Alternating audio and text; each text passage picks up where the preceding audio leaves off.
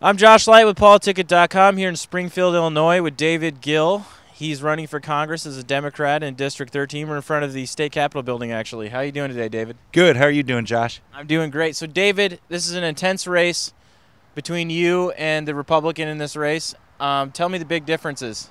Well, I think one of the major differences is who's funding the campaigns. One of the things that I pride myself on is that I refuse to take a single penny from the Wall Street banks and the big corporations that have made life so difficult, that brought this economy to its knees 5 years ago, and that really have made life difficult for working men and women for many years now. I think that this corporate takeover of our politics and our government is absolutely strangling our democracy, and we must push back against that. My opponent, on the other hand, he readily takes checks from ExxonMobil and Koch Brothers Industries and Zebra Technologies, one of the biggest outsourcers, and he's got TV commercials that are put out there by Aetna Insurance and the U.S. Chamber of Commerce, and so we certainly diverge 180 degrees with respect to who we're running to represent. I'm running to represent the ordinary men and women that make up this district, while he's going there to serve the interests of ExxonMobil, United Healthcare, that type of thing.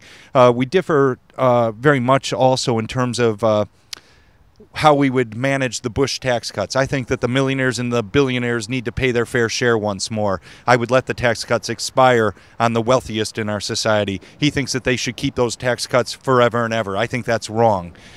We differ with respect to Medicare. He thinks healthcare overall, he thinks should be a market-based safety net should be present, which I think sounds like the status quo. I know healthcare well. I've been a doctor for 24 years, and I know that with the system as it is, we have somebody dying in this country every 12 minutes, and we can do much better than that. We have someone dying for lack of health insurance every 12 minutes.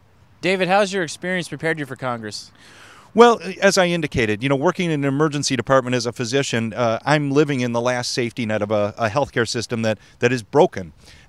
We've got somebody dying every 12 minutes because they lack health insurance. I see the suffering and the dying on a daily basis, and I know that we're a better people than that. And it's not just a moral question, it's also a question of economics. We will be much wealthier as a nation when we stop throwing away 20 to 40% of our healthcare budget into a private health insurance industry whose number one mission is not health or providing care, it's to maximize investor return. And we should stop turning over our healthcare to institutions like that. What's your opinion on the economy? How do we fix it? Well, again, I think that you can fix all the problems that face us, including the economic woes here in America, when you have people in Washington whose sole concern is the well-being of their fellow man and woman. That's why I went into medicine, because I found a passion in my heart for serving my fellow man and woman, and that's what drives me to go to Washington. And the economy struggles for normal. We have everyday ordinary people struggle with the American economy because it's not designed for ordinary men and women. It's set up, these people in Washington, D.C., these congressmen and women are doing the bidding of ExxonMobil. They're doing the bidding of drug companies. That's why you get a Medicare prescription drug bill that provides $2 trillion to the drug companies for Uncle Sam agreeing not to bargain on price. When we had 50 million Medicare lives worth of bargaining power, we gave up that bargaining power in that bill. So it's designed and run by the corporations and the Wall Street banks, and you can repair the economy and you can develop jobs when you have people there who have not sold themselves out. As a physician, what's your opinion on the universal health care that's been passed? And is there anything that you think could be changed to make it better? Oh, it definitely can be better. It left, there's many wonderful things in Obamacare. The ability to keep your children on until they're 26 on your policy, the closing of the donut hole for the seniors. I see the impact of that donut hole on seniors when they can't afford their prescriptions.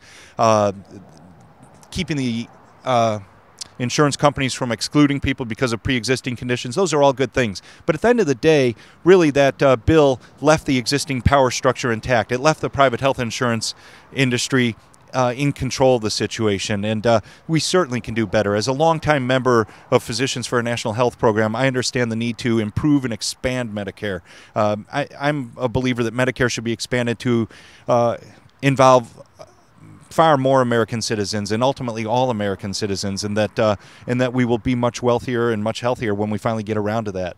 David, when we looked at your IT score, your online presence back in May, you had a very impressive score. What have you done since then to improve that? Well, we keep pushing with regards to social media. We're very active on Facebook. You know, when you're up against $3 to $4 million from Aetna Insurance and the U.S. Chamber of Commerce, you've got to be grassroots, and you got to work within social media. And so we stay very active with our Facebook page. We have lots of volunteers that are out there putting yard signs up, activating people. We try to generate earned media. We try to have events developed around different endorsements. I've been endorsed by both large teacher unions here in Central Illinois, and we had a big day of that. We've traveled around to all the smaller hospitals in the district to focus on healthcare, and brought out media and people to that. And so we're cognizant of the fact that we can't necessarily outraise Aetna Insurance and the U.S. Chamber of Commerce and Karl Rove, all the forces that we're up against in this district, but we can activate people and get the ordinary men and women to understand what this race is about. How is your campaign going right now? Really well. We're really pleased. We had a poll come back week before last that said we're still in the lead in spite of now about $2 million in false negative attack ads having rained down upon us. So, you know, I think that people are paying attention, and they understand that this is a race between my opponent and myself, but it's also, you know, I'm here standing up for our democracy, and people understand that in the wake of Citizens United, we've really put our American democracy at grave risk, and we need people that understand that and will go to Washington and stand up and say corporations are not people and money is not speech. Where can people go to learn more about you? To learn more about the campaign, they can go to our website. It's gill2012.com.